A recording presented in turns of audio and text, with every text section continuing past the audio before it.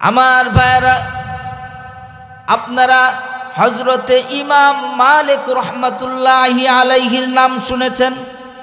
আমার মনে হয় অনেকেই শুনেছেন। তিনি একজন মাযহাবের ইমাম ছিলেন। আল্লাহু আকবার বলেন। তিনি এমন একজন ব্যক্তি ছিলেন যে ব্যক্তি আল্লাহর রাসূলকে এত মোহাব্বত করতেন, এত ভালোবাসতেন। হযরতে নবী মুহাম্মদুর রাসূলুল্লাহ সাল্লাল্লাহু আলাইহি ওয়াসাল্লামের রওজা পাশে বসে হাদিসের দরজ দিতেন। বলেন সুবহানাল্লাহ। তিনি একজন আশিকে রাসূল ছিলেন। আমার ভাইয়েরা, আমরা নবীকে মোহাব্বত করতে পারি না, নবীকে ভালোবাসতে পারি না। ইমামে মালিক রহমাতুল্লাহি আলাইহি দেখিয়ে গেছেন আশিকে রাসূল কাকে বলে। আল্লাহর রাসূল সাল্লাল্লাহু আলাইহি ওয়াসাল্লাম রওজা মুবারকে শুয়ে আছেন, যার কারণে হযরতে ইমাম মালিক রহমাতুল্লাহি আলাইহি যতদিন পর্যন্ত মদিনাতে ছিলেন ততদিন পর্যন্ত স্যান্ডেল পরেন নাই। বলেন আল্লাহু আকবার। ইমাম মালিক রহমাতুল্লাহি আলাইহির সাথীরা জিজ্ঞাসা করলেন, ওগো ইমাম, আপনি কেন স্যান্ডেল পরা অবস্থায় মদিনার শহরে হাঁটেন না? হযরতে ইমাম মালিক রহমাতুল্লাহ আলাইহি বলেন, ও সাথীরা শোনো, যেখানে মদিনার শহরে অলিগলিতে আমার পয়গম্বর জনাব মুহাম্মদুর রাসূলুল্লাহ সাল্লাল্লাহু আলাইহি ওয়াসাল্লামের পা মুবারক লেগেছে, অলিগলিতে হাঁটাহাঁটি করেছেন। শুধু তাই নয়, মদিনার মাটিতে আমার নবী শুয়ে আছেন। আমি যদি পায়ে স্যান্ডেল পরিহিত অবস্থায় মদিনার শহরে হাঁটাহাঁটি করি তাহলে আমার নবীর সাথেই বেয়াদবি হয়ে যাবে। আল্লাহু আকবার বলেন। কেমন আশিকে রাসূল ছিলেন! আজকে তো আমরা এমন আশিকে রাসূল, যখন রবিউল আউয়াল মাস আসে একদিন আমরা একটু বিরিয়ানি, মিষ্টি, তেহারি খাই, ঠিক কিনা? যখন রবিউল আউয়াল মাস চলে যায় আর নবীজির মহব্বত আমরা দেখাই না। ও দুনিয়ার মানুষেরা, যখন আল্লাহর নবীকে কটূক্তি করা হয় তখন নবীজির ভালোবাসা দেখা যায় না। যখন নবীজিকে গালিগালাজ করা হয় তখন মুসলমানদেরকে পাওয়া যায় না, ওই আশিকে রাসূলদেরকে পাওয়া যায় না। তাদেরকে শুধু বিরিয়ানি আর মিষ্টির দিনই পাওয়া যায়। কথা বলেন ঠিক কিনা? আরেকটু আওয়াজ দিয়ে বলতে হবে, কথা বলেন ঠিক কিনা? আমরা কি এমন আশিকে রাসূল হতে চাই, না সাহাবায়ে কেরামদের মতো আশিকে রাসূল হতে চাই? আরেকটু আওয়াজ দিয়ে বলেন, আমরা সাহাবায়ে কেরামদের মতো আশিকে রাসূল হতে চাই। কথা বলেন ঠিক কিনা? আমরা ইমাম মালিক রহমাতুল্লাহি আলাইহির মতো আশিকে রাসূল হতে চাই। আল্লাহর নবীর সাহাবারা একদিন নবীজির সাথে বসা, এমন সময় আল্লাহর হাবিব বললেন, ইযা মারারতুম বিরিয়াদিল জান্নাহ, ও আমার সাহাবারা শোনো, তোমরা যদি পথিমধ্যে জান্নাতের বাগান দেখতে পাও, ফারতাউ, তোমরা সেখানে বসে গিও। সাহাবায়ে কেরাম আশ্চর্য হয়ে গেলেন, ইয়া রাসূলুল্লাহ, ইয়া হাবিবাল্লাহ, দুনিয়ার মধ্যে আবার জান্নাতের বাগান কোনটা? আল্লাহর হাবিব বললেন, হালকাত যিকর, যেখানে কুরআন সুন্নাহর আলোচনা করা হয়, যেখানে নবীজির আদর্শের আলোচনা করা হয়, যেখানে হাদিসের আলোচনা করা হয়, এই জায়গাটা জান্নাতের বাগান হয়ে যায়। আল্লাহু আকবার বলেন। আরেকটু আওয়াজ দিয়ে বলেন আল্লাহু আকবার।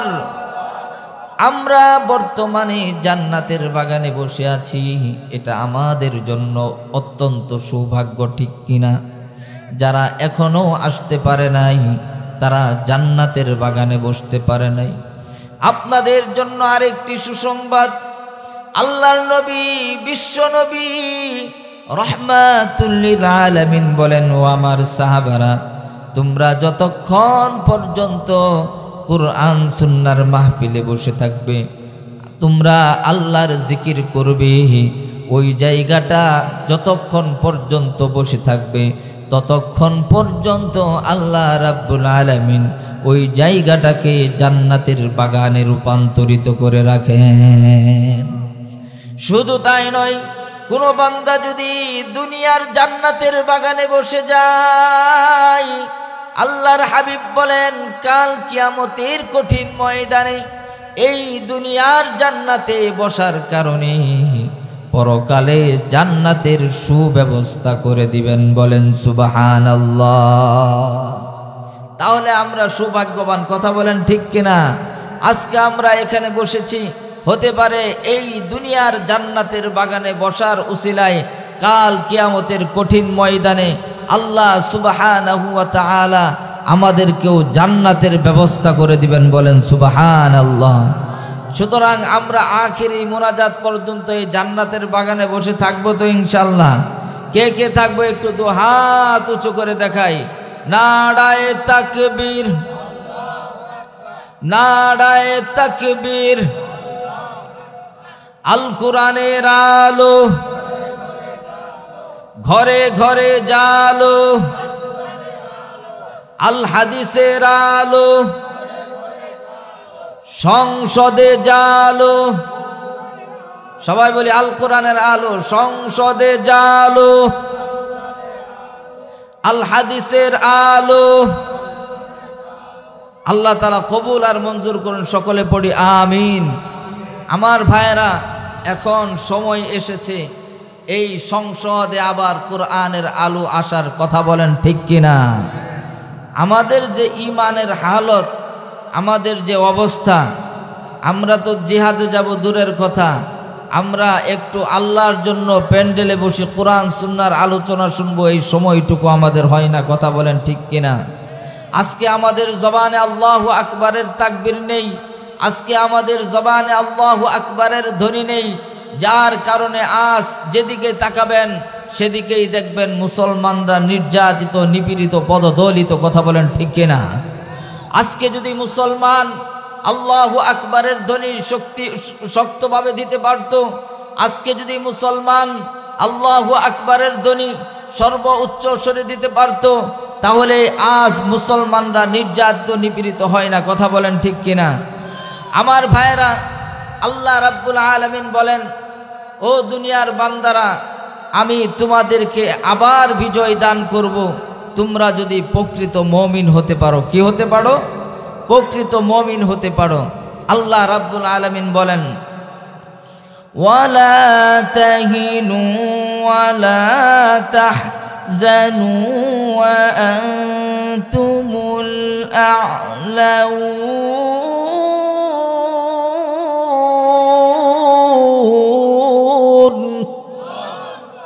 আল্লাহ বলেন, ওয়ালা তাহিনু ওয়ালা তাহজানু, হে মুমিন বান্দারা, হে মুসলমানরা, তোমরা চিন্তিত হইও না, দুঃখিত হইও না। ওয়া আনতুমুল আ'লাউন, তোমরা আবার বিজয় লাভ করবে। আল্লাহু আকবার। কখন তোমরা বিজয় লাভ করবে? আল্লাহ রাব্বুল আলামিন বলেন, ইন কুনতুম মুমিনিন, যখন তোমরা প্রকৃত মুমিন হতে পারবে তখন আবার তোমরা বিজয় লাভ করবে। আমরা ইতিহাস দেখেছি, আমরা ইতিহাস পড়েছি, বদরের যুদ্ধে মাত্র 313 জন সাহাবী ছিল। কয়জন? একটু আওয়াজ দিয়ে বলেন, কয়জন ছিল? 313 জন সাহাবী ছিল। আর কাফেরদের সংখ্যা ছিল 1000। কয় হাজার? 1000 কাফের ছিল। কিন্তু তাদের মুসলমান সাহাবায়ে কেরামদের ঈমান এত মজবুত ছিল, তাদের ঈমানটা এত শক্তিশালী ছিল, যার কারণে তারা পিছপা হয় নাই। আল্লাহু আকবারের ধ্বনি দিয়ে যখন জিহাদের ময়দানে নেমে গিয়েছে, হাজার হাজার কাফের মুশরিকদেরকে কতল করে বিজয় লাভ করেছে। বলেন সুবহানাল্লাহ। এই জন্য আমাদেরকে ঈমান পূর্ণাঙ্গভাবে ঈমান আনতে হবে, প্রকৃত মুমিন হতে হবে। শুধু ঈমান এনেই চলবে না, আমাদেরকে ঈমানের উপর অবিচল থাকতে হবে। কথা বলেন ঠিক কিনা? আমার মুসলমান বন্ধুগণ, আমরা আজকে মৃত্যুর কথা ভুলে গেছি। আজকে আমরা দুনিয়াতে এসে রং তামাশাই আল্লাহকে ভুলে গেছি। আমাদের যে আল্লাহ রাব্বুল আলামিন বিধিবিধানগুলো দান করেছেন সেই বিধিবিধানগুলো ভুলে গেছি, যার কারণে আজ চারদিকে মুসলিমরা নির্যাতিত। কথা বলেন ঠিক কিনা? আজকে মায়ানমারে মুসলমানদেরকে নির্যাতন করে আমরা কথা বলতে পারি না। আজকে ফিলিস্তিনের ভিতরে মুসলমানদেরকে বারবার নির্মমভাবে শিশু বাচ্চা থেকে নিয়ে বড় পর্যন্ত তাদেরকে শহীদ করে দিতেছে। আমরা কিছুই বলতে পারি না, কারণ আমাদের ঈমান একেবারে দুর্বল, যার কারণে আজকে আমরা বিজয় লাভ করতে পারতেছি না। আমার ভাইয়েরা, এই ফিলিস্তিন আবার একদিন বিজয় লাভ করবে। আল্লাহর হাবিব বলেন, লা ইয়াজালু তাইফাতুম মিন উম্মতি, আমার উম্মতের একটা দল সব সময় জিহাদ করবে, জিহাদ করবে, আর সব সময় তারা বিজয় লাভ করবে। আমার ভাইয়েরা, আমরা যদি সেই দলের সাথে সম্পৃক্ত হতে চাই তাহলে আমাদেরকেও প্রকৃত মুমিন হতে হবে। কথা বলেন ঠিক কিনা? আর প্রকৃত মুমিন যদি হতে চাই তাহলে আল্লাহর সাথে সম্পর্ক করতে হবে। কথা বলেন ঠিক কিনা? আমরা সকলেই আল্লাহর সাথে সম্পর্ক করতে চাইতো, সকলেই চাইতো। আল্লাহ তাআলা আমাদের সকলকে তৌফিক দান করুন। সকলে পড়ি আমিন। আমরা আজকে একেবারে শেষ পর্যন্ত আখেরি মোনাজাত দিয়ে যাব, পারবো তো ইনশাল্লাহ? আমরা কেউ উঠব না, অল্প সময় আলোচনা করব। আমি আপনাদের সামনে একটি আয়াতে কারিমা তেলাওয়াত করেছি, যে আয়াতটিতে আল্লাহ সুবহানাহু ওয়া তাআলা এত সুন্দর করে মানুষদেরকে জানিয়ে দিয়েছেন, মিনহা খালাকনাকুম, আমি তোমাদেরকে মাটি থেকে সৃষ্টি করেছি। একটু আমার সাথে কথা বলতে হবে। আল্লাহ তাআলা আমাদেরকে কোন থেকে সৃষ্টি করেছেন? কি দিয়ে সৃষ্টি করেছেন? মাটি দিয়ে সৃষ্টি করেছেন। আল্লাহ তাআলা বলেন, মিনহা খালাকনাকুম ওয়া ফিহা নুঈদুকুম, আবার তোমাদেরকে সেই মাটিতেই ফিরে যেতে হবে। কথা বলেন ঠিক কিনা? আমরা যারা আছি, যাদের মৃত্যু হচ্ছে, তাদের সকলের মাটিতে যাইতে হয় কি হয় না? কবরে যেতে হয় কি হয় না? সকলের কবরে যেতে হয়।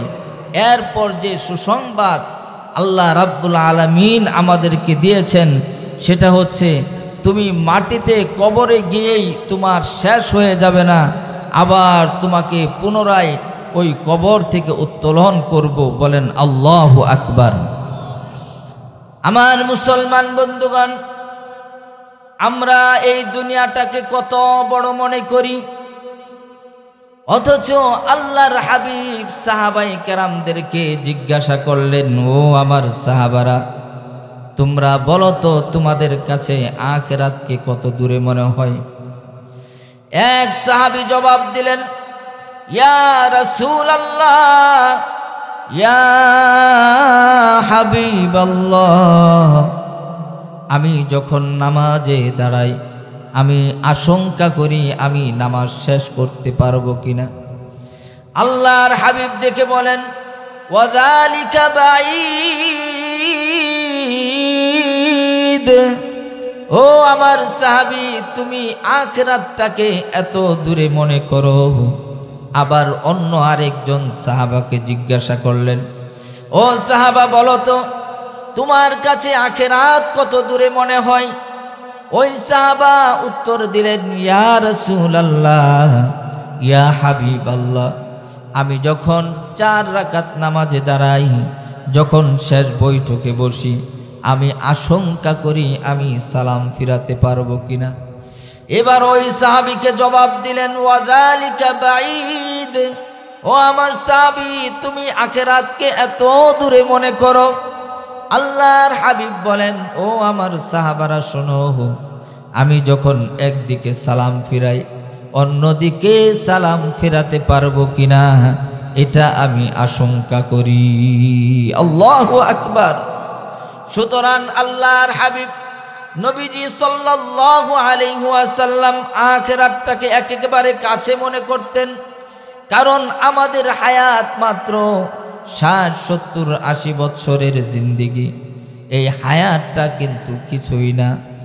আমার ভাইরা, আল্লাহ রাব্বুল আলামিন আমাদেরকে জানায় দিলেন, শুধু জানায় দেন নাই, যখন আমাদেরকে কবরে রাখা হয়, যত মানুষ মৃত্যুবরণ করে সকল মানুষকে যখন কবরের মধ্যে রাখা হয়, সকলে এক বাক্যে বলতে থাকে, সবাই আমার সাথে পড়ুন, মিনহা খালাকনাকুম ওয়া ফিহা নুঈদুকুম ওয়া মিনহা নুখরিজুকুম তারাতান উখরা।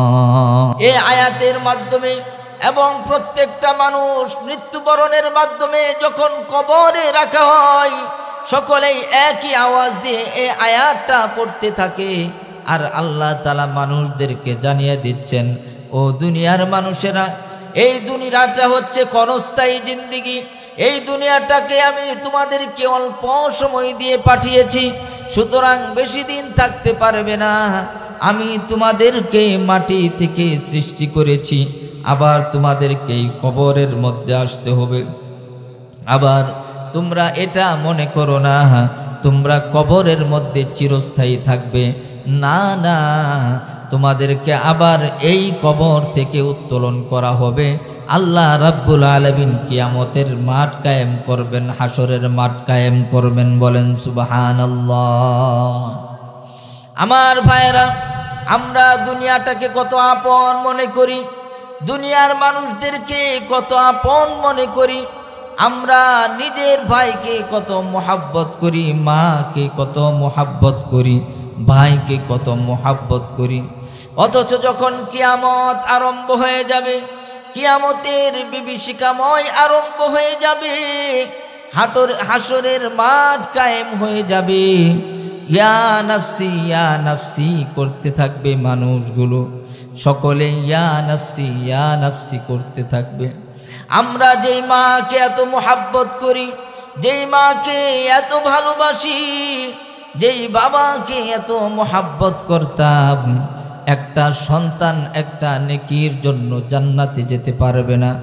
তখন এমন একটা অবস্থা হয়ে যাবে, সন্তান একটা নেকির জন্য মায়ের কাছে দৌড়াইয়া চলে যাবে। কার কাছে যাবে? মায়ের কাছে দৌড়াইয়া চলে যাবে। মাকে গিয়ে বলবে, ওগো মা, আমি তোমার সন্তান, একটা নেকির জন্য জান্নাতে যেতে পারছি না। ও মা, তুমি যদি আমাকে একটা নেক দান করো, তাহলে আমি জান্নাতে চলে যাব। এখন একটু চিন্তা করে দেখেন, মা এত মোহাব্বত করে, এত ভালোবাসে। আপনারা বলুন তো, মায়ের মতো পৃথিবীতে কেউ ভালোবাসে? আর একটু আওয়াজ দিয়ে বলেন, কেউ ভালোবাসে? মা এমন একটা জায়গা, মায়ের মতো পৃথিবীতে কেউ আর আদর করে না। আল্লাহর পরেই একমাত্র মায়া আর মোহাব্বত আর আল্লাহ রাব্বুল আলামিন মায়ের অন্তরে ঢেলে দিয়েছেন। বলেন সুবহানাল্লাহ। যে মন থেকে মুছে না, যে হৃদয় থেকে ভুলে না, সে হলো আমার প্রিয় মা, সে হলো আমার প্রিয় মা। দুঃখের মাঝে যে মায়া আমায় ভুলতে পারে না, সে হলো আমার প্রিয় মা, সে হলো আমার প্রিয় মা। কথা বলেন ঠিক কিনা?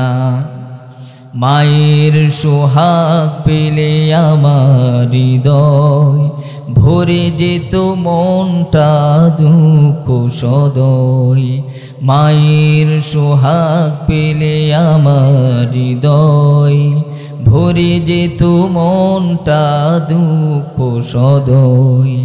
মা যে আমার চাচ্ছে তারা, মা যে আমার চাচ্ছে তারা, মা যে আমার প্রেরণা, সে হলো আমার প্রিয় মা, সে হলো আমার প্রিয় মা। কথা বলেন ঠিক কিনা? আমার মুসলমান বন্ধুগণ, মা এমন একটা জায়গা, মায়ের মতো পৃথিবীতে কেউ আদর করে না, মোহাব্বত করে না। কিন্তু সন্তান যখন মায়ের কাছে চলে যাবে একটা নেকির জন্য, মা সন্তানকে ডেকে বলবে, ও সন্তান, আমি তো পৃথিবীতে, আমার তো কোনো বিবাহই হয় নাই, তুমি আমাকে কিভাবে মা বলে সম্বোধন করতেছো? মা সন্তানকে চিনবে না, এমন একটা অবস্থা হয়ে যাবে। সন্তান বাবার কাছে চলে যাবে, সন্তান বাবার কাছে চলে যাবে, বাবা বলবে আমার কোনো সন্তান ছিল না। এবার ভাইয়ের কাছে চলে যাবে, ভাই বলবে আমার কোনো ভাই ছিল না। আমার ভাইয়েরা, আমি এখান থেকে আপনাদেরকে একটি মেসেজ দিতে চাই, যে ভাইয়ের জন্য এত কষ্ট করি, যে মা বাবা আমাকে এত মোহাব্বত করে, কাল কিয়ামতের কঠিন ময়দানে সেই মা বাবা চিনবে না, ভাই ভাইকে চিনবে না। আল্লাহ রাব্বুল আলামিন কুরআন আল কারীমের মধ্যে সুন্দর ভাষায় জানিয়ে দিয়েছেন, ইয়াউমা ইয়াফিরুল মারউ মিন আখিহি,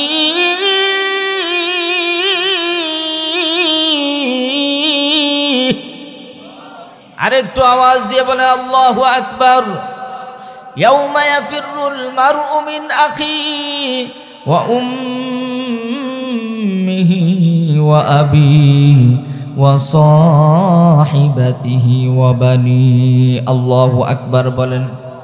আমার ভাইয়েরা, কিয়ামতের বিভীষিকাময় হাসরের ময়দানে মা সন্তানকে চিনবে না, বাবা সন্তানকে চিনবে না, ভাই ভাইকে চিনবে না। সুতরাং আপনাকে নিজের আমল নিজেরই বানাই নিতে হবে। কথা বলেন ঠিক কিনা? এই জন্য আল্লাহ রাব্বুল আলামিন বলেন, ও দুনিয়ার মানুষেরা, আমি তোমাদেরকে অল্প সময় দিয়ে দুনিয়াতে পাঠিয়েছি, দুনিয়াতে কেউ চিরস্থায়ী না। কথা বলেন ঠিক কিনা? আমাদের সকলকেই একদিন চলে যেতে হবে। এই মেসেজটা আল্লাহ তাআলা কুরআন আল কারীমের মধ্যে জানিয়ে দিয়েছেন, কুল্লু নাফসিন যায়িকাতুল মাউত।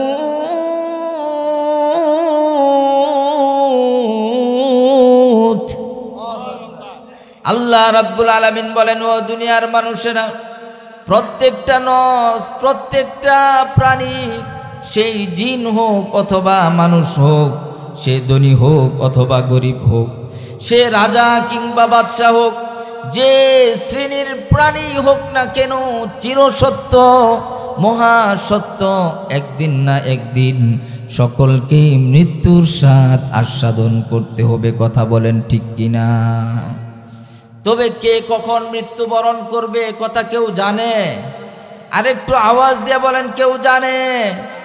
কে কখন কোন মাটিতে মৃত্যুবরণ করবে এই কথা কেউ বলতে পারবো না। আমার ভাইয়েরা, একটু মনটাকে নরম করে বোঝার চেষ্টা করুন। এই যে আমরা এখানে বসে আছি, হতে পারে এখান থেকে আমার লাশ বাড়িতে যেতে পারে। কথা বলেন ঠিক কিনা?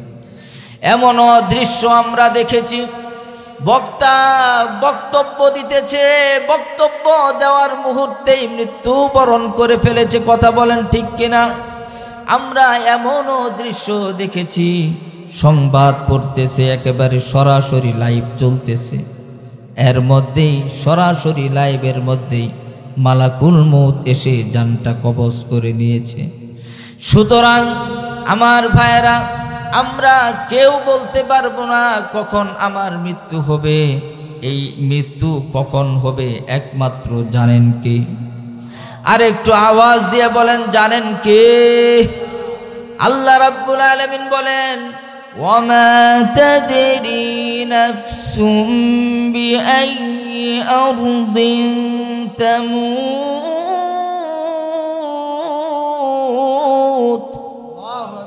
আল্লাহ রাব্বুল আলামিন বলেন, ও দুনিয়ার মানুষেরা, তোমার কখন কোথায় মৃত্যু হবে এই বিষয়ে কেউ জানে না। কোনো নবীও জানে না, কোনো ফেরেশতাও জানে না। কথা বলেন ঠিক কিনা? যদি মানুষ জানতো যে আমার মৃত্যু ওই সময় হবে, ওই তারিখে হবে, তাহলে ওই মানুষগুলো জানোয়ারে পরিণত হয়ে যেত। কথা বলেন ঠিক কিনা? কারণ সে যদি জানতো আমার মৃত্যু এই সময় হবে, তাহলে দেখতেন সারা জীবন রাহাজানি, লুটতরা, যত জিনা বেবিচার, যত খারাপতা আছে সব কিছু করত। আর যখন দেখতো যে আর মাত্র একদিন আমার সময় আছে মৃত্যুর, তখন সে একেবারে কালেমা পড়ে আল্লাহর কাছে তওবা করে সে একজন বুজুর্গ হয়ে যেত। কথা বলেন ঠিক কিনা? এই জন্য এই জ্ঞান আল্লাহ রাব্বুল আলামিন কোনো মানুষকে দেন নাই। এবং যে নবী মুহাম্মদুর রাসূলুল্লাহ সাল্লাল্লাহু আলাইহি ওয়াসাল্লামকে আল্লাহ তাআলা হাবিবুল্লাহ বলেছেন, আমাদের শ্রেষ্ঠ নবী জনাবে মুহাম্মদুর রাসূলুল্লাহ সাল্লাল্লাহু আলাইহি ওয়াসাল্লামও জানতেন না কখন মৃত্যু হবে। আল্লাহু আকবার বলেন। শুধু তাই নয়, যে ফেরেশতা সর্ব অবস্থায় আল্লাহর তাসবিহ পড়ে, আল্লাহর সাথে সম্পর্ক, আল্লাহর সাথে থাকে, এমন ফেরেশতারাও জানে না কখন মৃত্যু হবে। আল্লাহু আকবার বলেন। আমার ভাইরা, আপনারা হযরতে ইমাম মালিক রহমাতুল্লাহি আলাইহির নাম শুনেছেন? আমার মনে হয় অনেকেই শুনেছেন। তিনি একজন মাযহাবের ইমাম ছিলেন। আল্লাহু আকবার বলেন। তিনি এমন একজন ব্যক্তি ছিলেন যে ব্যক্তি আল্লাহর রাসূলকে এত মোহাব্বত করতেন, এত ভালোবাসতেন। হযরতে নবী মুহাম্মদুর রাসূলুল্লাহ সাল্লাল্লাহু আলাইহি ওয়াসাল্লামের রওজা পাশে বসে হাদিসের দরজ দিতেন। বলেন সুবহানাল্লাহ। তিনি একজন আশিকে রাসূল ছিলেন। আমার ভাইয়েরা, আমরা নবীকে মোহাব্বত করতে পারি না, নবীকে ভালোবাসতে পারি না। ইমামে মালিক রহমাতুল্লাহি আলাইহি দেখিয়ে গেছেন আশিকে রাসূল কাকে বলে।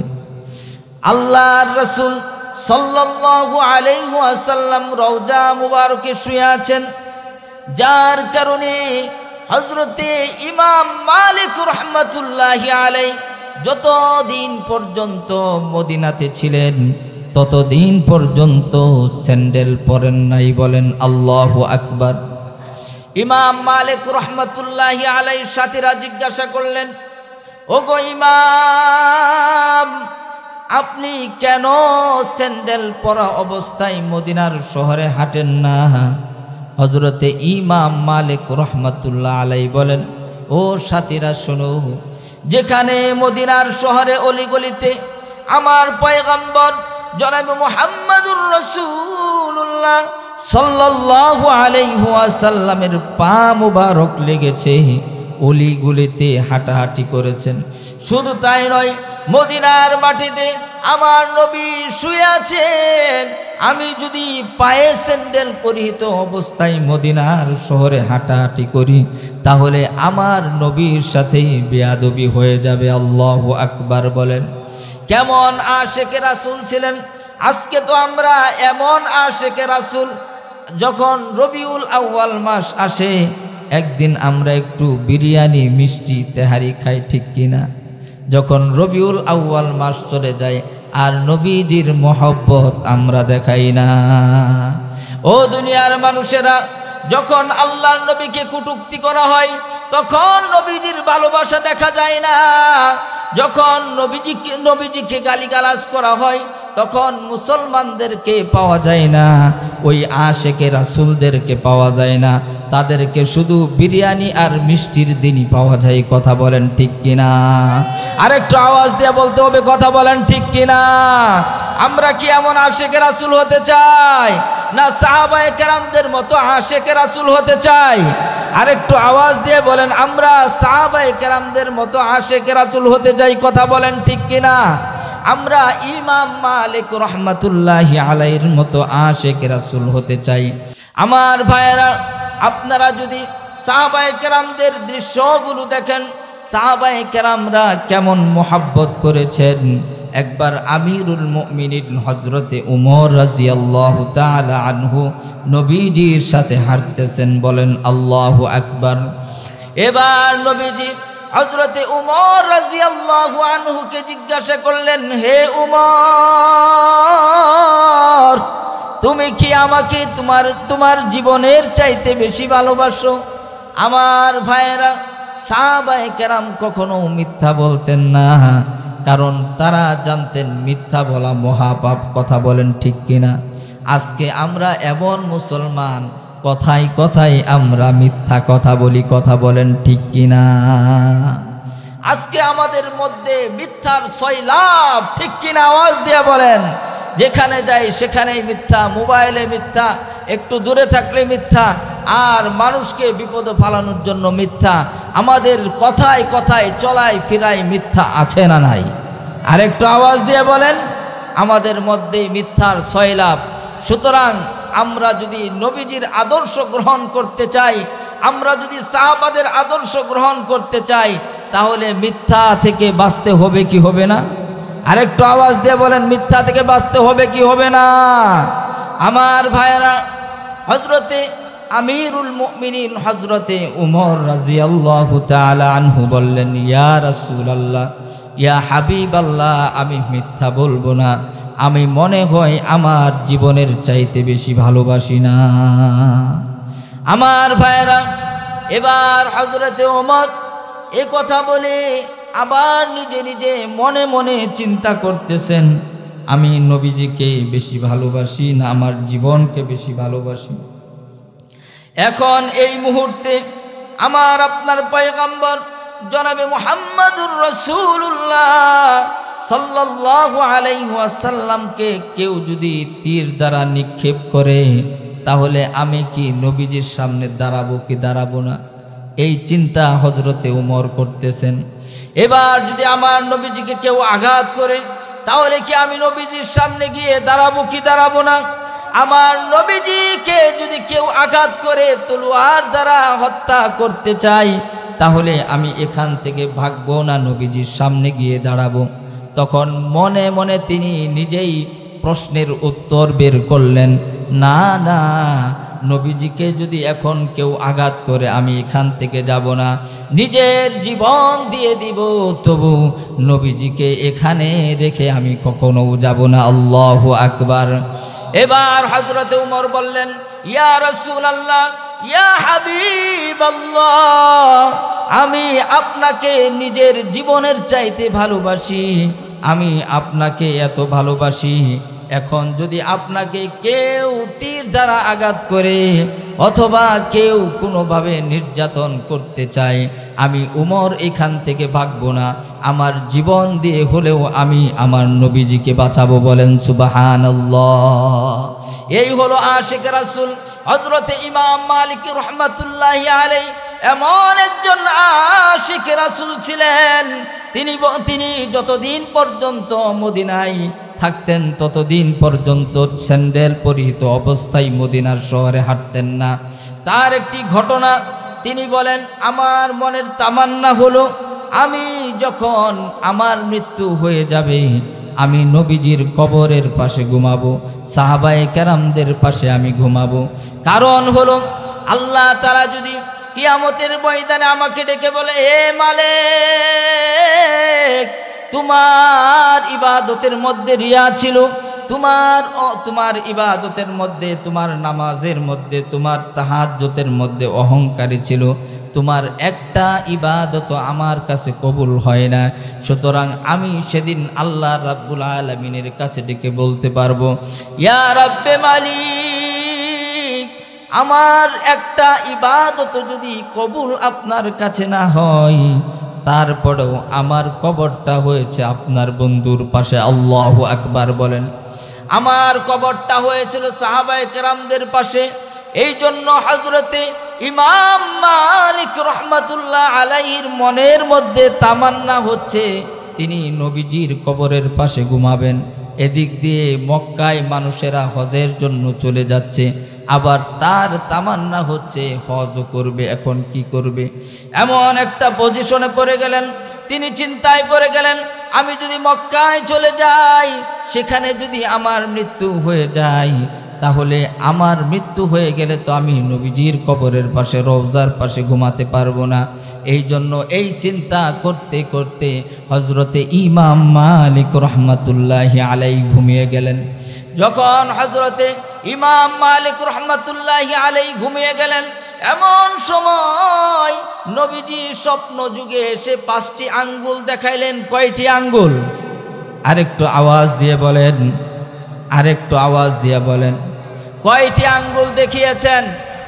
আল্লাহর হাবিব হযরতে ইমাম মালিক রাহমাতুল্লাহি আলাইহিকে 5টি আঙ্গুল দেখালেন। এবার হযরতে ইমাম মালিক রাহমাতুল্লাহ আলাইহি এই স্বপ্ন দেখলেন। দেখার পরে ঘুম থেকে যখন উঠলেন, ওঠার পরে হযরতে ইমাম মালিক পেরেশান হয়ে গেলেন, চিন্তায় পড়ে গেলেন। কি ব্যাপার, কি ব্যাপার? আল্লাহর হাবিব আমাকে কেন 5 আঙ্গুল দেখাইল? আমি তো মক্কাতে হজের জন্য যেতে চাইছি। আমাকে মনে হয় 5 দিনের কথা বলল, নাকি 5 মাসের কথা বলল, নাকি 5 বছরের কথা বলল যে আমি এতদিন বেঁচে থাকব। ওই সময়ে হযরতে মুহাম্মদুর রাসূলুল্লাহ সাল্লাল্লাহু আলাইহি ওয়াসাল্লাম এই স্বপ্ন দেখানোর পর তিনি চিন্তায় পড়ে গেলেন। তিনি কোনো কিছুই ভেবে পাচ্ছেন না, কোনো কিছুই তিনি বুঝতে পারতেছেন না 5 আঙ্গুল দ্বারা নবীজি আমাকে কি বুঝালেন। ওই সময়ে একজন স্বপ্নের ব্যাখ্যাকার ছিল মুহাম্মদ ইবনে শিরিন রহমাতুল্লাহি আলাইহি। ওই ইমাম মালিক রহমাতুল্লাহি আলাইহির একজন গোলাম ছিল। ওই গোলামকে পাঠিয়ে দিল, যাও যাও তুমি মুহাম্মদ ইবনে শিরিনের কাছে যাও, আমার এই স্বপ্নের ব্যাখ্যাটা কি তুমি একটু জেনে আসো। আল্লাহু আকবার বলেন। এবার গোলাম চলে গেল। হযরতে ইমাম মালিক রাহমাতুল্লাহি আলাইহির শাগরিদ চলে গেল ওই স্বপ্নের ব্যাখ্যাকার মুহাম্মদ ইবনে শিরিনের কাছে। গিয়ে বলতেছে, আমার একজন শায়েখ এমন একটা স্বপ্ন দেখেছে, আপনি যদি একটু ব্যাখ্যাটা বলে দিতেন তাহলে ভালো হতো। তখন বললেন, কে বলেছে, কে স্বপ্ন দেখেছে? তখন ওই ব্যক্তিটি বলতেছে, নাম বলা যাবে না, কারণ নাম বলতে নিষেধ করা হয়েছে।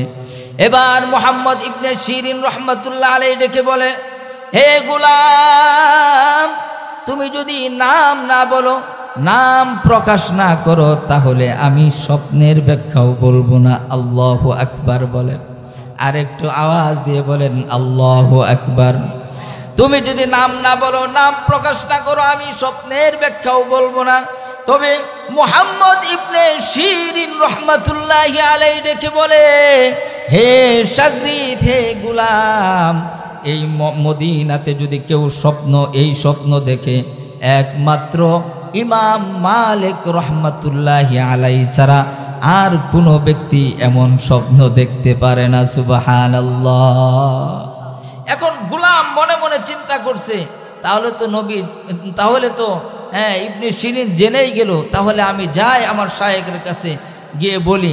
এবার হযরতে শায়েখের ইমাম মালিক রহমাতুল্লাহি আলাইহির কাছে গিয়ে বললেন, আপনার নাম তো বলেই ফেলেছে, এখন আপনার নাম যদি না বলা হয় তাহলে তিনি স্বপ্নের ব্যাখ্যা বলবেন না।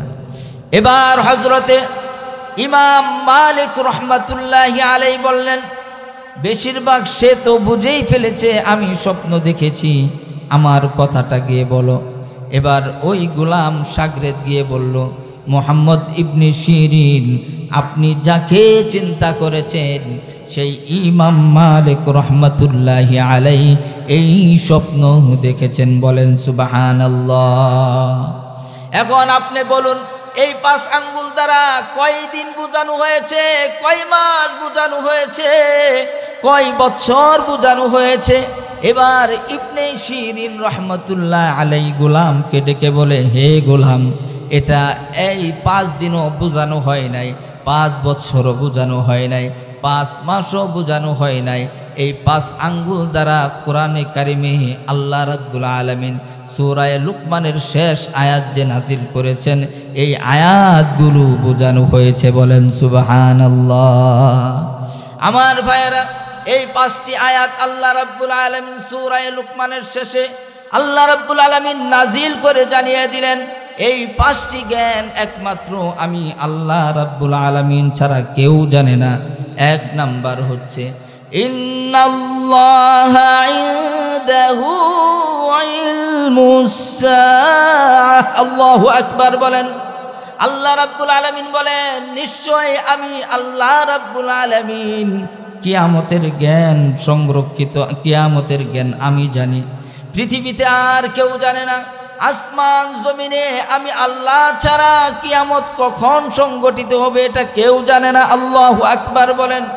লা ইয়ালামুহু নাবিয়্যুন মুরসালুন, প্রেরিত কোনো নবীও জানেন না, ওয়ালা মালাকুন মুকাররাবুন, নিকটবর্তী কোনো ফেরেশতাও জানে না। আমার আপনার পয়গম্বর জনাবে মুহাম্মাদুর রাসূলুল্লাহ সাল্লাল্লাহু আলাইহি ওয়াসাল্লাম যে জানতেন না তার একটি বড় প্রমাণ হচ্ছে হাদিসে জিবরাইল। আমার ভাইরা, হাদিসে জিবরাইল হযরতে নবী মুহাম্মাদুর রাসূলুল্লাহ সাল্লাল্লাহু আলাইহি ওয়াসাল্লাম একবার সাহাবায়ে কেরামদেরকে নিয়ে বসা। এমন সময় একটা ব্যক্তি সাদা দবদবে পোশাক পরিহিত অবস্থায় নবীজির সামনে এসে বসে গেলেন। একটু ভালো করে বোঝার চেষ্টা করবেন। যখন নবীজির সামনে এসে বসে গেলেন, সকল সাহাবায়ে কেরাম অবাক দৃষ্টিতে তাকিয়ে রইলেন, কারণ এমন একজন ব্যক্তি আসলেন যাকে সাহাবাদের মধ্যে কেউ চিনলেন না। সকলেই বলেন, লা ইয়ারিফুহু আহাদুম মিন্না, আমাদের মধ্যে আমরা কেউ তাকে চিনতে পারলাম না। লা ইউরা আলাইহি আথারুস সাফার, তার মধ্যে সফরের কোনো চিহ্ন পাওয়া যাচ্ছিল না। আপনারা বলুন তো, কোনো ব্যক্তি যদি মরুভূমি দিয়ে সফর করে আসে, তার গায়ে ময়লা লাগার কথা কি কথা না? তার শরীরে অবশ্যই অবশ্যই ময়লা লাগবে, কারণ ওই সময়ে আরবে মরুভূমি ছাড়া আর কিছুই ছিল না। এখনও তো আমরা দেখি মরুভূমি, কথা বলেন ঠিক কিনা? আমার ভাইয়েরা, ওই সময় এখনকার মতো দামি দামি গাড়ি ছিল না, এখনকার মতো হেলিকপ্টার বিমান ছিল না। যদি আমরা বিমানে চড়ে সফর করি তাহলেও কিছুটা ময়লা কম লাগবে, ঠিক কিনা? সাহাবায়ে কেরাম বলেন, ও দুনিয়ার মানুষেরা শোনো, ওই ব্যক্তিটি যখন নবীজির সামনে এসে বসে গেলেন, তাকে আমরা কেউ চিনতে পারলাম না, তার মধ্যে সফরের কোনো চিহ্নও পাওয়া যাচ্ছিল না। আমরা মনে মনে চিন্তা করলাম দূর কোনো এলাকা থেকে এসেছে, কিন্তু দূর কোনো এলাকা থেকে আসলেও তো তার গায়ে ময়লা লাগার কথা, কিন্তু মনে হচ্ছে সে মাত্র কামরা থেকে বের হয়ে নবীজির সামনে এসে বসে গেছেন। সুবহানাল্লাহ। শুধু তাই নয়, সাহাবায়ে কেরাম বলেন, আমরা আরো আশ্চর্য হয়ে গেলাম, কোনো কথাবার্তা নেই, নবীজির সামনে এসে বসে গেলেন। আমরা যেভাবে নামাজের মধ্যে বসি, ফাআসনাদা রুকবাতাইহি ইলা রুকবাতাই, নবীজির হাঁটুর সাথে হাঁটু মিলিয়ে বসলেন। আল্লাহু আকবার বলেন। সাহাবায়ে কেরাম আরো আশ্চর্য হয়ে গেলেন। শুধু তাই নয়, ওয়াওয়াদা কাফাইহি ফাকিদাই, ও আমার ভাইরা, নবীজির উরুর উপর 2 হাত রাখলেন। শুধু তাই নয়, উরুর উপর 2 হাত রেখেই ক্ষান্ত হলেন না, আবার নবীজিকে প্রশ্ন করতেছেন, বলেন মাল ইসলাম, ইসলাম কি? আল্লাহু আকবার বলেন। এখানে হযরতে উমর বসা, অন্যান্য সাহাবায়ে কেরাম বসা। হযরতে উমর তো আশ্চর্য হয়ে যাচ্ছেন, আমরা নবীজির সাথে এত মোহাব্বত, নবীজির সাথে সব সময় চলি, নবীজিকে এত মোহাব্বত করি, কখনো নবীজির সামনে এইভাবে কথা বলার মতো সাহস আমাদের হয় না। আপনারা জানেন, যখন কোনো সাহাবায়ে কেরামদেরকে নবীজি জিজ্ঞাসা করতেন, হে সাহাবী তুমি কি এই বিষয়টা জানো, তখন সাহাবায়ে কেরাম কেমন উত্তর দিতেন? আমরা হলে বলতাম, যদি জানি বলতাম জানি, অথচ সাহাবায়ে কেরাম উত্তর দিতেন, আল্লাহু আ'লামু ওয়া রাসূলুহু। আল্লাহু আকবার, একমাত্র আল্লাহ এবং নবী ভালো জানেন, বলেন সুবহানাল্লাহ। আমার ভাইরা, এবার ওই ব্যক্তিটি আল্লাহ নবীকে জিজ্ঞাসা করতেছেন, মাল ইসলাম, ওগো নবীজি ইসলাম সম্পর্কে আমাকে একটু জ্ঞাত করুন, ইসলাম কি জিনিস আমাকে একটু জানান।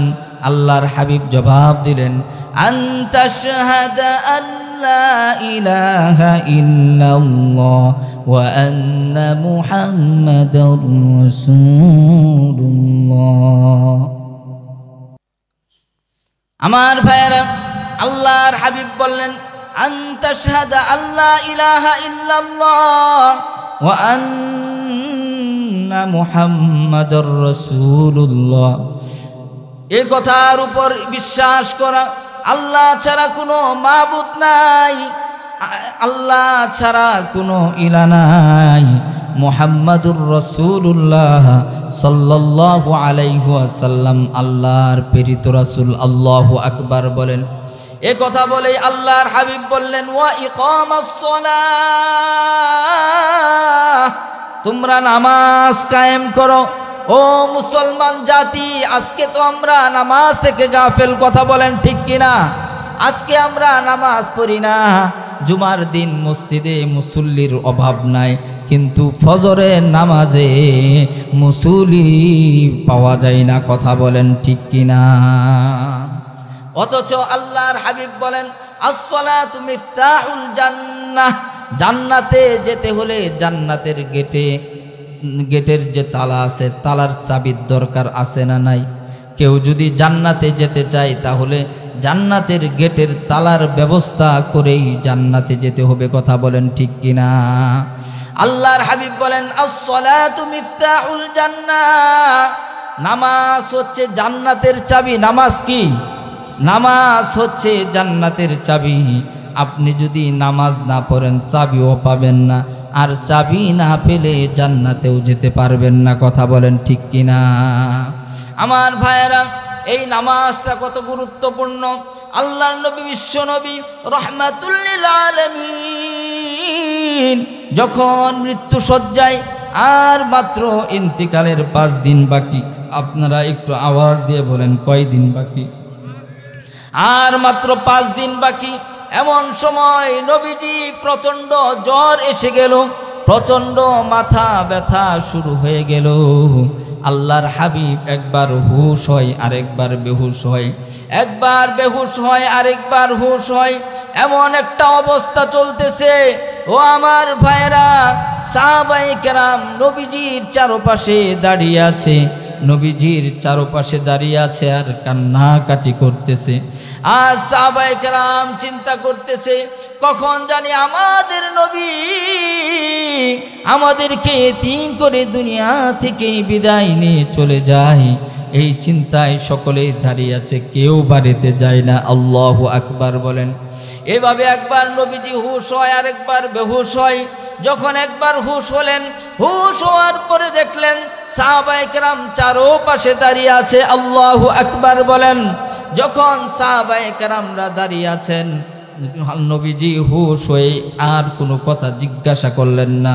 তিনি বললেন, হাল সাল্লাইতুম, তোমরা কি নামাজ পড়ছনি? আল্লাহু আকবার বলেন। আল্লাহর হাবিব আর কোনো কথা জিজ্ঞাসা করলেন না। হুশ হওয়ার পরে এই কথাই জিজ্ঞাসা করলেন, তোমরা কি নামাজ পড়ছনি? সাহাবায়ে কেরাম সকলেই বললেন, ইয়া রাসূলুল্লাহ, ইয়া হাবিবাল্লাহ, আমরা আপনার অপেক্ষায় আছি, আপনার ইমামতিতে আমরা নামাজ আদায় করব। আমার ভাইরা, যখন হযরতে নবী মুহাম্মদুর রাসূলুল্লাহ সাল্লাল্লাহু আলাইহি ওয়াসাল্লাম আবু বকরের কথা বললেন, ও সাহাবারা তোমরা যাও যাও, সাহাবারা তোমরা যাও, তোমরা আবু বকরের ইমামতিতে নামাজ আদায় করে নাও। এই কথা যখন হযরতে আবু বকরের কানে পৌঁছে গেল, হযরতে আবু বকর কান্না আরম্ভ করে দিলেন, হযরতে উমর কান্না আরম্ভ করে দিলেন, হযরতে আলী কান্না করতেছেন, হযরতে উসমান কান্না করতেছে। কারণ সকলেই বুঝে ফেলেছে আমাদের দয়ার নবী, মায়ার নবী দুনিয়া থেকে বিদায় নিয়ে চলে যাবে। আমার ভাইয়েরা, হযরতে আবু বকরের ইমামতিতে জামাত আরম্ভ হয়ে গেল। এবার নবী মুহাম্মদুর রাসূলুল্লাহ সাল্লাল্লাহু আলাইহি ওয়াসাল্লাম আম্মা জান আয়েশাকে বললেন, হে আয়েশা, আমার মাথাটা একটু উঁচু করো। আমি দেখব আমার উম্মতেরা আমার সাহাবারা কিভাবে নামাজ পড়ে। যখন আবু বকরের ইমামতিতে নামাজ আরম্ভ হয়ে গেল, আল্লাহর হাবিব দেখার সাথে সাথে দু চোখ দিয়ে পানি বের হওয়া আরম্ভ হয়ে গেল। হযরতে আম্মা জান আয়েশা ডেকে বললেন, ইয়া রাসূলুল্লাহ, ইয়া হাবিবাল্লাহ, আজকে আপনার কান্নার দিন নয়, আপনার তো আজকে আপনার আনন্দের দিন, আপনি কেন কাঁদতেছেন, কেন কাঁদতেছেন? এবার আল্লাহর হাবিব বলেন, ও আয়েশা, তুমি জানো না এই নামাজের জন্য আমি কত কষ্ট করেছি, এই নামাজের জন্য আমি কত রক্ত ঝরিয়েছি। শুধু তাই নয়, এই নামাজ কায়েমের জন্য আমার সাহাবারা রক্ত ঝরাইছে, আমার সাহাবারা শহীদ হয়েছে, আমার সাহাবারা পরিবার ছেড়েছে এই নামাজ কায়েমের জন্য। শুধু তাই নয়, আমি স্বয়ং নবীজি তায়েফের ময়দানে রক্ত ঝরাইছি। আল্লাহু আকবার বলেন, আরেকটু আওয়াজ দিয়ে বলেন আল্লাহু আকবার। আপনারা অনেকেই শুনেছেন, নবীজি যখন মক্কা নগরীতে, মক্কার চত্বরে দাঁড়িয়ে দাঁড়িয়ে নামাজ পড়তেন, আবু জাহেলের সাঙ্গপাঙ্গরা, আবু জাহেলের সাথে যেই দুষ্ট প্রকৃতির কাফের মুশরিকরা ছিল, তারা দাঁড়িয়ে দাঁড়িয়ে পরামর্শ করত, যখন নবীজি নামাজে দাঁড়াবে, রুকুতে যাবে, সেজদায় যাবে, তখন তার উপরে নারী বুড়িগুলো দিয়ে দেওয়া হবে। এবার নবীজি যখন সেজদায় চলে গেলেন, এই দুষ্ট কাফির মুশরিকেরা নবীজির ঘাড়ের উপর উটের নারী বুড়ি যত ময়লা আছে, সেই ময়লাগুলো নবীজির ঘাড়ের মধ্যে দিয়ে দিয়েছে। আল্লাহু আকবার বলেন। হযরতে ফাতেমা রাদিয়াল্লাহু আনহা দৌড়ায় চলে আসলেন, দেখেন বাবার গর্দানের উপর উটের বুড়ি। নবীজির এত কষ্ট হয়, নবীজি সেজদা থেকে উঠতে পারে না। আল্লাহু আকবার বলেন, আর একটু আওয়াজ দিয়ে বলেন আল্লাহু আকবার। আল্লাহু আকবারের আওয়াজটা কি আর জোর হয় না? এই গভীর রজনীতে একটু আল্লাহু আকবারের ধ্বনিটা দেই না? আল্লাহু আকবার। হযরতে ফাতেমা রাদিয়াল্লাহু আনহা কান্না করে, ও কাফের মুশরিকেরা, আমার বাবা কি দোষ করেছে? আমার বাবাকে কেন বারবার এমন করে নির্যাতন করো, এমন করে আমার বাবাকে কষ্ট দাও? এদিকে ফাতেমা কান্দে, নবীজি মুস্কি মুস্কি হাসে। সুবহানাল্লাহ। এবার ফাতেমা ডেকে বললেন, ওগো বাবা, আপনি মুস্কি মুস্কি হাসেন কেন? আপনাকে এত কষ্ট দেওয়ার পরে কেন হাসেন? ও ফাতেমা, তুমি জানো না এই কষ্টের পরেই একদিন সুখ আসবে? আল্লাহর হাবিব আম্মা জান আয়েশাকে ডেকে বলেন, ও আয়েশা রে, আমি আজকে আমার উম্মতের নামাজ দেখতেছি, এটা আমার কোনো কষ্টের কান্না নয়, এটা আজকে আমি কান্না করতেছি, এটা হচ্ছে আমার সুখের কান্না। আমার ভাইরা, যে কথাটি বলতেছিলাম, আল্লাহর হাবিবও জানতেন না কখন মৃত্যু হবে, কখন কিয়ামত হবে। আল্লাহ রাব্বুল আলামিন বলেন, ও দুনিয়ার মানুষেরা, তোমাদেরকে মৃত্যুবরণ করতে হবে। পৃথিবীতে কত বড় বড় রাজা বাদশাহ এসেছে, ঠিক কিনা? আমার ভাইয়েরা, পৃথিবীর ইতিহাসে এমন 4 জন বাদশাহ ছিল, হযরতে জুলকারনাইন, হযরতে সুলাইমান আলাইহিস সালাতু ওয়াস সালাম, ফেরাউন, নমরুদ। তারা এত বড় বড় বাদশাহ ছিল, তারাও কিন্তু পৃথিবীতে থাকতে পারে নাই। আমার ভাইয়েরা, হযরতে সুলাইমান আলাইহিস সালাতু ওয়াস সালাম, আল্লাহ তাআলা এত ক্ষমতা দিয়েছিলেন, পিপিলিকার শব্দ শুনতেন, পাখিদের শব্দ বুঝতেন, জিনদের কথা বুঝতেন, জিনরা তার কথা মানতেন, এত ক্ষমতা আল্লাহ তাআলা দিয়েছিলেন। হযরতে জুলকারনাইনকে আল্লাহ রাব্বুল আলামিন এমন একটি কুদরতি ঘোড়া দান করেছিলেন, যে ঘোড়ায় চড়ে এই হযরতে জুলকারনাইন একদিন নয়, 2 দিন নয়,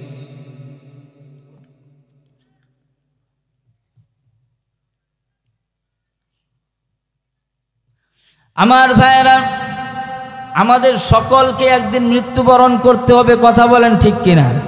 আমরা কেউ পৃথিবীতে থাকতে পারবো না, কিন্তু আমাদের সাথে আমল যাবে, আর কিছু যাবে?